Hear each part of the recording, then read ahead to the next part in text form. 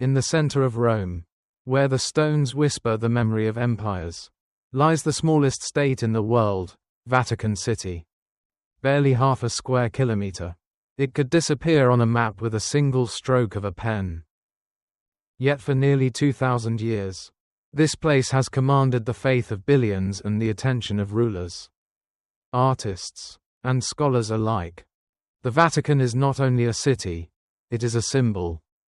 A paradox of power and humility. Here, marble breathes history, and silence holds more authority than armies. How can a state so small influence the entire world? It has no natural resources, no armies, no borders to expand. And yet, the Pope's voice can move nations, end wars, and stir revolutions of conscience. The Vatican's true power lies not in weapons, but in words, in the belief that truth transcends the throne. In this tiny city, spiritual authority became stronger than any empire. To understand this mystery, we must return to the 1st century, to a time when the name, Christian, was whispered in fear. Rome was the empire of gods and emperors. And deep beneath its streets, in hidden catacombs, believers gathered in the dark. They sang softly, lit by trembling candles, their faith stronger than fear. Among them was a fisherman from Galilee, Simon Peter, who would one day become the rock upon which a church was built. When persecution swept through Rome under Emperor Nero, Peter was captured and sentenced to die. He refused to renounce his faith, choosing instead to be crucified upside down, unworthy, he said, to die like Christ. On the hill where his blood was spilled, faith took root. Centuries later, that same ground would become the spiritual center of the world, Vatican Hill. In 313 AD, Emperor Constantine legalized Christianity, ending centuries of persecution. Rome, once the enemy of faith, became its protector. Constantine built the first St. Peter's Basilica upon Peter's tomb, a monument of triumph rising from tragedy. It was the birth of Vatican's earthly power, a sanctuary of the divine within the empire of men. As the centuries unfolded, the Bishop of Rome, the Pope, rose as the successor of St. Peter. His voice echoed across Christendom. From his throne in Rome, he became not just a priest, but a king among kings. The Vatican evolved into a kingdom of faith, ruled not by bloodlines, but by belief. According to tradition, Christ gave Peter the keys to heaven. That symbol became the Vatican's emblem, 2 crossed keys, 1 golden, 1 silver. They represent spiritual and earthly authority. From this belief came centuries of influence, the power to crown emperors, bless crusades, and guide the destiny of nations. Through the medieval centuries, the Vatican ruled vast territories known as the Papal States. It minted coins, raised armies, and governed lands stretching across Italy. Yet even as it held temporal power, its true strength remained invisible, the unity of faith. To millions, the Vatican was the compass of the soul.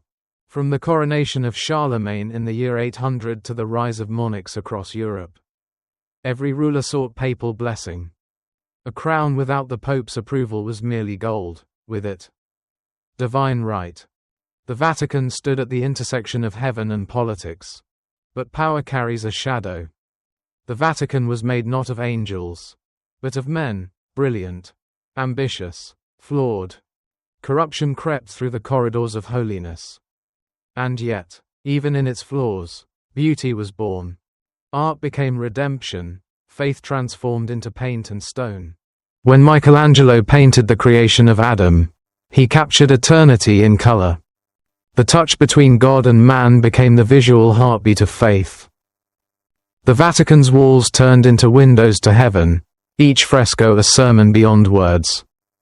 During the Renaissance, the Vatican became the capital of art and intellect. Raphael, Bramante, Bernini, all left their mark here. The popes of that era were both patrons and politicians, weaving beauty into power.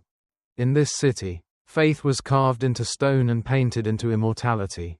As explorers crossed oceans, missionaries followed their sails. From the Andes to Africa, from India to the Philippines, the Vatican's reach extended across continents. The Church became a network of souls, the first truly global institution. But the light of power cast new shadows. The sale of indulgences, the arrogance of the clergy, and moral decay fueled discontent. In 1517, Martin Luther's hammer struck the Church's door, and history cracked open. The Reformation challenged the Vatican's claim to absolute truth. The Vatican responded with renewal. Through the Council of Trent and the Counter-Reformation, it sought to cleanse, to teach, to inspire again. The Jesuits spread learning across the world, and art was reborn as faith's messenger once more. From trial came transformation, from crisis, endurance. For centuries, the Vatican ruled vast territories across central Italy known as the Papal States. But as Europe marched toward modern nationhood in the 19th century, these ancient lands stood in the way of a unified Italy.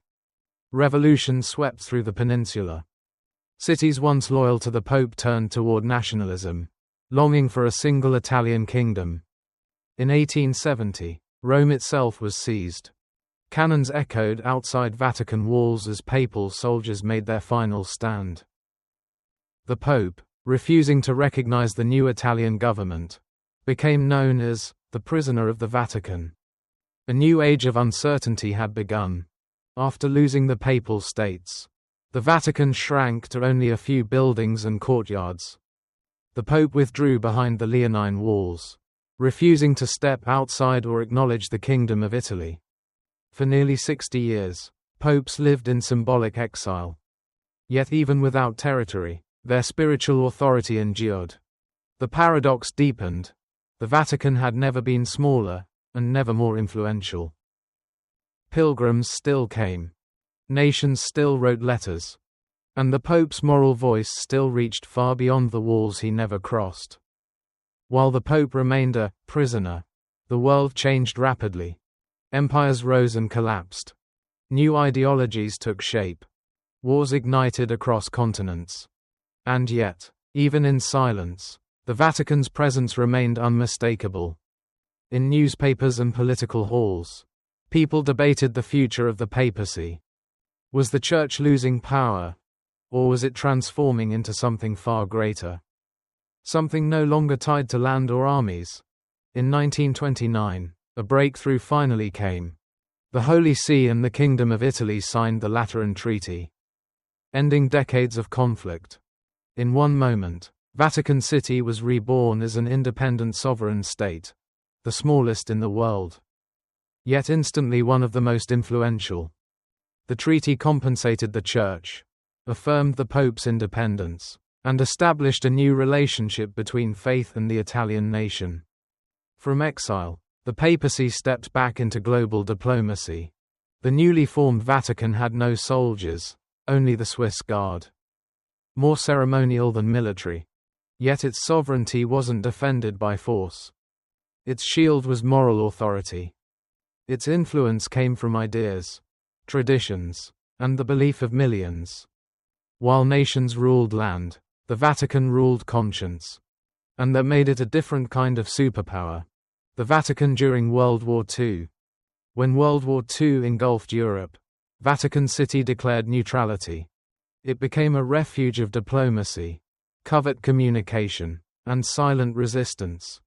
Pope Pius XII faced impossible choices, balancing secrecy with survival. Throughout Rome, monasteries and convents hid thousands of Jews and refugees. The Vatican's tiny territory became a moral battlefield. Its silence both criticized and defended. When the world was consumed by violence, Radio Vatican spoke messages of peace, humanity, and caution. These broadcasts cut through censorship and propaganda. For countless listeners trapped behind enemy lines, the Vatican's voice became a beacon of hope. It proved once again that influence does not depend on size, but on the weight of one's message. The Cold War begins.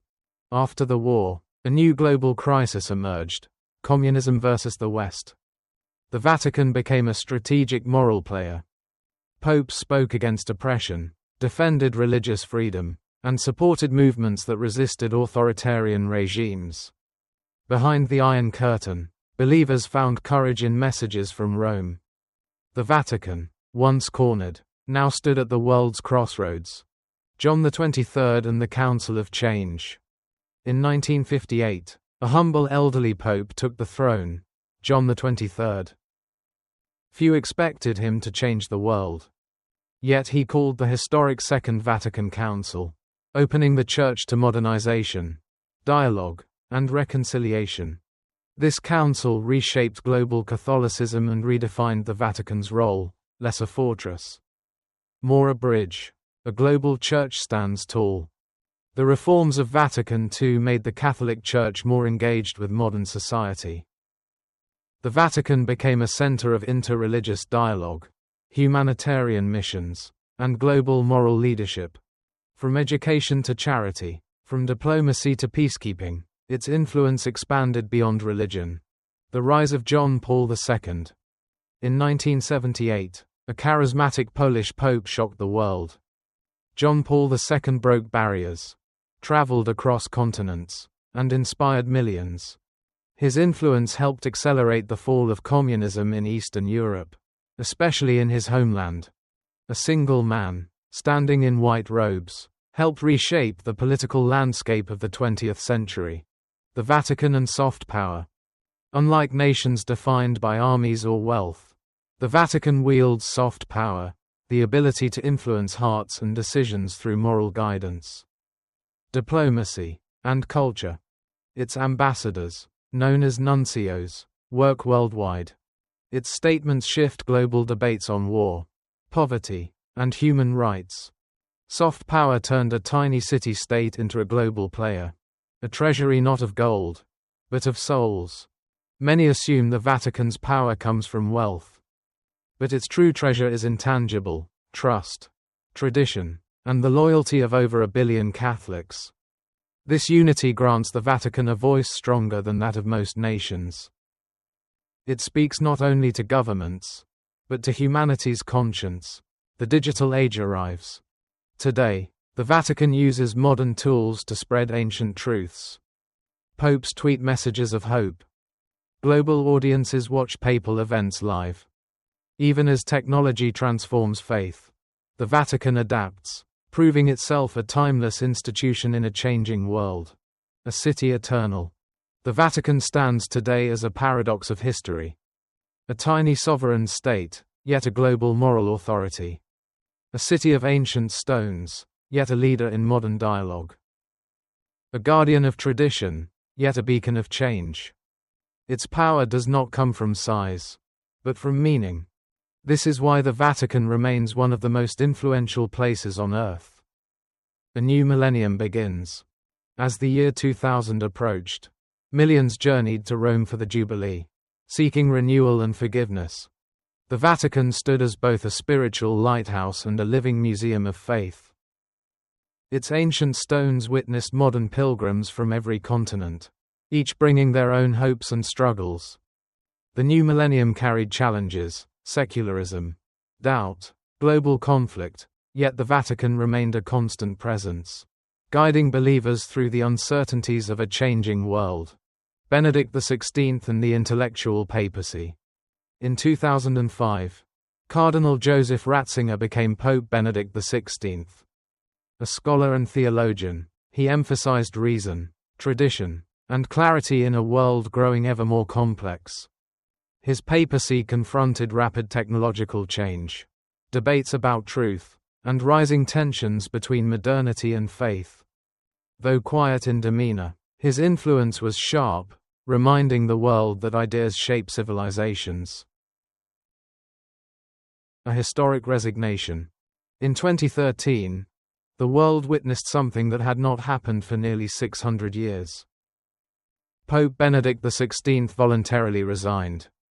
His departure marked a profound moment of humility and realism.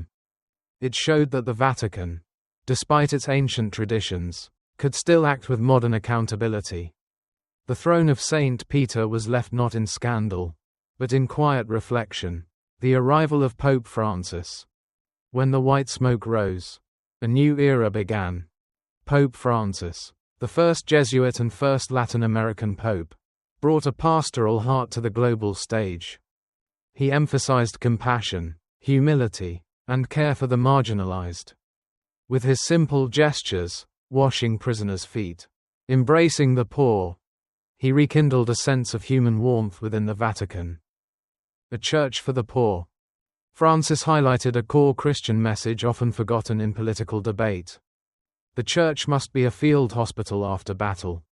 He criticized excess, called for environmental justice, and urged nations to welcome migrants. Even critics admitted that his voice carried global influence, not because of crown or sword, but because of compassion expressed without fear. The Vatican's global network. Across the world, Catholic institutions run schools, universities, hospitals, and charities that serve millions regardless of religion. From remote villages to massive cities, these networks amplify the Vatican's reach far beyond Rome. The Church becomes present wherever there is suffering, education, or need. This humanitarian web is one of the Vatican's greatest sources of influence. The Vatican Archives. Beneath the Vatican lie vast archives containing centuries of letters, maps, secrets, and diplomatic records. Scholars from around the world seek access to unravel history. These archives hold the stories of empires, saints, heresies, and revolutions. More than just a library, it is the memory of Western civilization preserved under lock and key. The Vatican Museums. Every year, millions visit the Vatican museums. From Egyptian mummies to Renaissance masterpieces, its halls contain some of humanity's greatest achievements. Art becomes a universal language, bridging faith and culture. The Vatican does not simply hold treasures, it guards the story of our shared humanity. The power of symbolism. A single gesture from the Pope, raising a hand, uttering a blessing, echoes worldwide. Unlike most leaders, he is not bound by national interest. He represents ideals that transcend borders: mercy, justice, hope. This symbolic authority gives the Vatican a unique influence unmatched by any other small state. The Vatican and modern crises. From climate change to global conflict, from poverty to pandemics, the Vatican speaks as a moral compass. Whether or not the world agrees, its voice is always heard. Popes call for peace, for solidarity, for a future defined not by fear but by dignity. In crisis, people look to Rome for guidance. Scandals and shadows. No institution is free from failure. The Vatican has faced scandals, financial mismanagement, corruption, and the painful crisis of abuse. These wounds shook the trust of millions. Yet through accountability, reforms, and painful honesty, the Vatican fights to restore integrity.